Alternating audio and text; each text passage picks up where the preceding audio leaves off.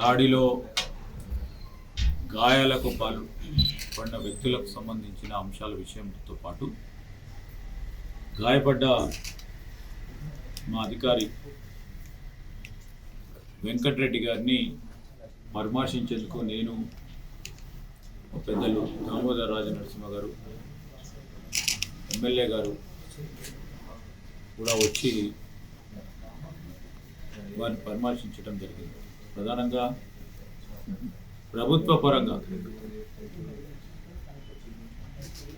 ప్రభుత్వ అధికారి అనేవారు రాజకీయాలకు అతీతంగా ప్రభుత్వం తీసుకున్న నిర్ణయాలకు అనుగుణంగా అనునిత్యం పనిచేస్తూ ప్రజల సంక్షేమం గురించి వారి సొంత గ్రామాలను వదిలి సొంత రాష్ట్రాలను వదిలి ఈ రాష్ట్రానికి సంబంధించిన ప్రజలను సేవలు అందిస్తూ ఉంటారని ప్రధానంగా బీఆర్ఎస్ పార్టీ మర్చిపోయింది. అధికారులు అని చూడకుండా ఏ విధమైన ప్రవర్తన వారు ఈరోజు వారి ప్రవర్తన ద్వారా ఎంతమందికి ఇబ్బంది కలిగించే ప్రయత్నం చేస్తూ భయాందోళన సృష్టించాలని ఒక కాన్స్పిరసీని రచించి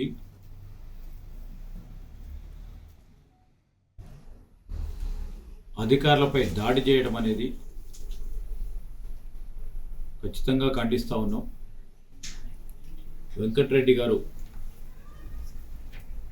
వారి గాయాలను చూస్తూ ఉంటే ప్రధానంగా ఇప్పుడే మరి హాస్పిటల్ నుంచి డిశ్చార్జ్ అయ్యి ఇంటికి వచ్చిన తరుణంలో చెవిలో ఇయర్ డ్రమ్ ఆ దాడిలో వారి ఇయర్ డ్రమ్ దెబ్బతిని ఇబ్బందికరమైన పరిస్థితుల్లో ఉన్నారు. దీనికి బాధ్యత ఎవరు వహించాలా?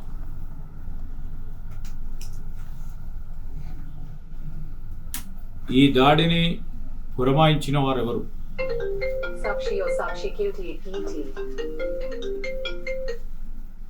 మేము అనేక సందర్భాల్లో చెప్తూ వస్తా ఉన్నాం, ప్రజాస్వామికమైన పద్ధతిలో అక్కడ ఉన్న ప్రజలను కలుసుకోవాలనే ఒక ప్రయత్నంలో వారి అభిప్రాయాలని వారి సూచనలు తీసుకోవడానికి అధికారులు ఒక ప్రయత్నం చేసింది. అధికారులు ఒక ప్రాంతంలో ఉంటే కుట్రపూరితంగా ఆ ప్రాంతాన్ని నుంచి కలెక్టర్ గారిని, వెంకటరెడ్డి గారిని, ఇతర అధికారులను, అడిషనల్ కలెక్టర్ గారిని అందరినీ కూడా ఒక 1/2 కిలోమీటర్ దూరంలో ప్రజలందరినీ కూడా ఆపిచ్చి అక్కడికి తీసుకెళ్లే కార్యక్రమం చేసి దాడికి పురమాయించి ఇవన్నీ కూడా స్పష్టంగా తెలంగాణ రాష్ట్ర ప్రజలందరూ కూడా మేం చెప్పేది కాదు, ఈరోజు ప్రతి టీవీలో కనబడ్డది. అదేవిధంగా కొడంగల్ ఏరియా డెవలప్మెంట్ అథారిటీకి సంబంధించిన అధికారి వెంకటరెడ్డి గారు కానీ, అడిషనల్ కలెక్టర్ కానీ, డిఎస్పి మీద జరిగిన జాడి, ఇతర అధికారులపై జరిగిన జాడి, విధ్వంసం, కార్లను విధ్వంసం చేయటం అనేది మేము ఈరోజు కూడా స్పష్టంగా చెప్తా ఉన్నాం. ఎవరైతే దీంట్లో కుట్రదారులు ఉన్నారో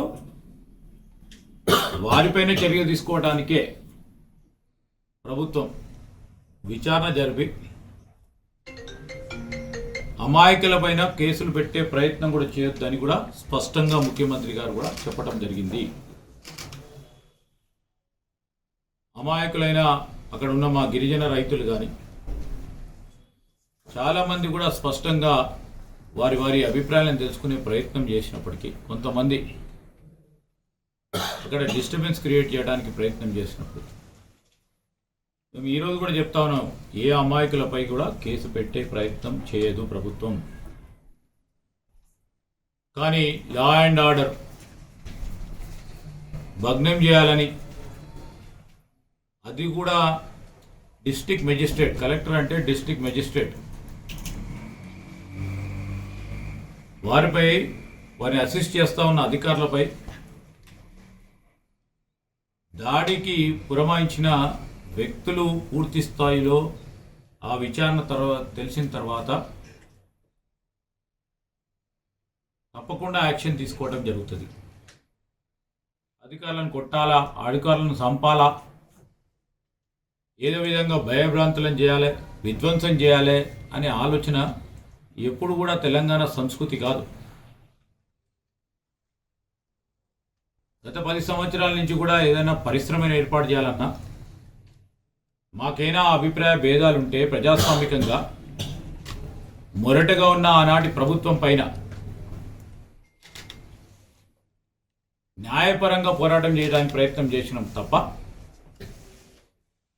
విధ్వంస దాడి చేసి ఈ రాష్ట్ర అభివృద్ధిని అడ్డుకోవాలి, అధికారులను కొట్టాలా, అధికారులను చంపాలి అని ఆలోచన చేసే ఉన్న ఈ ఆలోచన విధానాన్ని ఏమనాలని అడుగుతా ఉన్నాను. ప్రజలందరూ కూడా ఆలోచన చేయాలి.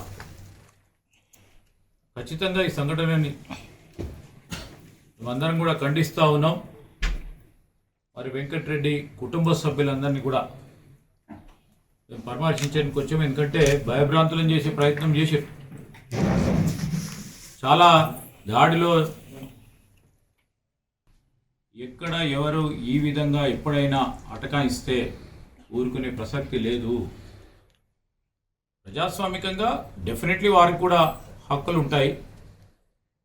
అభిప్రాయాలు తెలిసే ప్రయత్నంలో ప్లాట్ఫామ్ ఉంటుంది, తెలుసుకునే కార్యక్రమం చేయాలా, కార్యాచరణ తీసుకోవాలి. ఎప్పుడు కూడా మేము ప్రజాస్వామికంగా వారి అభిప్రాయాలని, వారికి ఉన్న ఆలోచనలను చెప్పే ప్రయత్నం చేస్తే స్వతహాగా మా రాష్ట్ర ప్రభుత్వం తరఫు నుంచే వచ్చి మీరు నిరసనలు తెలపండి అని చెప్పే కార్యక్రమం కాంగ్రెస్ పార్టీ ప్రభుత్వం యొక్క సంస్కృతి. ఈనాడు ఏం చేస్తూ ఉన్నారు వారు?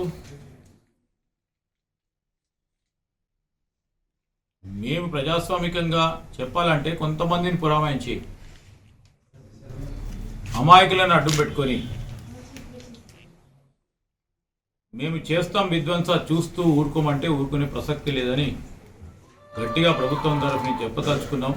మా ప్రభుత్వ అధికారులకు కానీ ప్రభుత్వంలో పనిచేస్తూ ఉన్న ప్రతి ఒక్క మా మిత్రుడికి ఈ విధంగా హాని జరిపితే ప్రయత్నం చేస్తే తప్పకుండా వారిపైన యాక్షన్ తీసుకోవడం జరుగుతుంది. అత్యంత విషాదకరము, బాధాకరము. ప్రజాస్వామ్యంలో ఏ ఉద్యమమైనా, ఏ నిరసనైనా శాంతియుతంగా వాళ్ళ అభిప్రాయాలే కానీ, ఆవేదన కానీ వ్యక్తం చేసే హక్కు ఉన్నది. దాని ప్రభుత్వం, ప్రత్యేకంగా కాంగ్రెస్ ప్రభుత్వం గౌరవిస్తుంది. కాంగ్రెస్ సంస్కృతి ఎప్పుడు కూడా హింసను ప్రోత్సహించాలి, రెచ్చగొట్టాలి, రాజకీయ లబ్ధి పొందాలనే కోణంలో ఎప్పుడు ఆలోచన చేయలేదు. గతంలో కూడా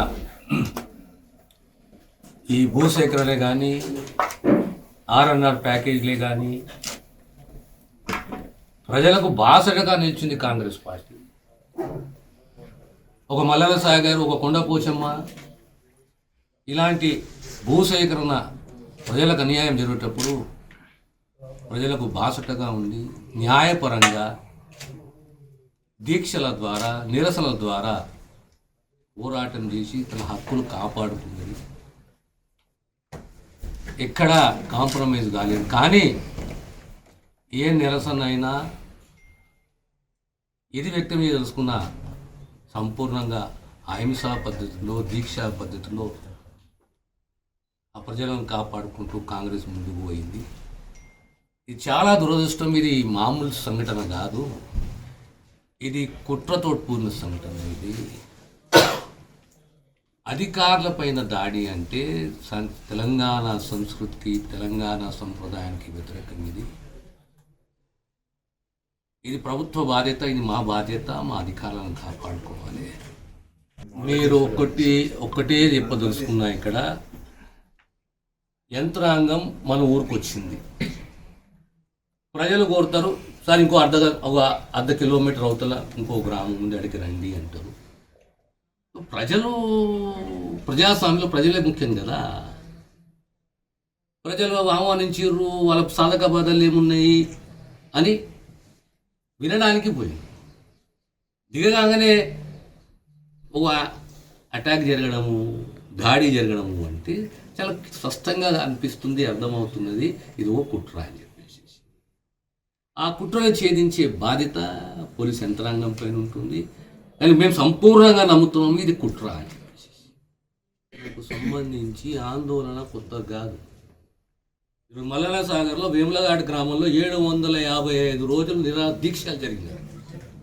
దీక్షలు 755 రోజుల దీక్షలు. మరి ఎక్కడ హింస జరగలేదే. ఆర్డీఓలు వస్తుండే, కలెక్టర్లు వస్తుండే, జాయింట్ కలెక్టర్లు వస్తుండే, అందరూ వచ్చిన ఇక్కడ హింసాత్మక సంఘటనలు జరగలేదే. ఎందుకు జరగలేదా? కాంగ్రెస్ పార్టీ కదా ఉండే ప్రతిపక్షంలో. మళ్ళీ ఆనాడు ఇలాంటి సంఘటనలు ఎందుకు జరగలేదు? ఆనాడు భూసేకరణ, ఆ రోజు 213 చట్టము, భూసేకరణ చట్టము. మళ్ళీ ఆనాడు ఈ సంఘటనలు జరగలేదు. ఈనాడు ప్రత్యేకంగా ప్రభుత్వం వచ్చిన 11 నెలలకే ఈ సంఘటన జరగడం ఏంటి అంటే మనం ఏ కోణాలు ఆలోచన చేయాలి? ఆలోచన కాదు, అర్థమవుతుంది మనకు ఇది ఒక కుట్ర అని చెప్పేసి. కుట్రని ఛేదించాలి. ఇలాంటి సంఘటనలు భవిష్యత్తులో జరగకూడదు. ఇలాంటి సంఘటనలు మనం ఎప్పుడు ఖండించాలి. అసలైన తొలి వెలుగు. ఫాలో వాట్సాప్ @తొలి వెలుగు official.